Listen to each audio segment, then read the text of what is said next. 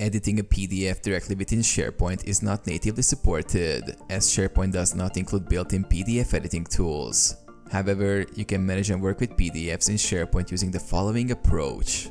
Access the document library. Navigate to the SharePoint document library where the PDF is stored. Open the library by clicking on the relevant link from your SharePoint site. Check out the PDF. If version control is enabled, you may need to check out the PDF before editing. Select the PDF file, click on the ellipsis or right-click and choose Checkout. Open with Adobe Acrobat. To edit the PDF, you need to use an external PDF editor. Click on the PDF file to open it. Depending on your setup, SharePoint might open it directly in Adobe Acrobat or in your browser.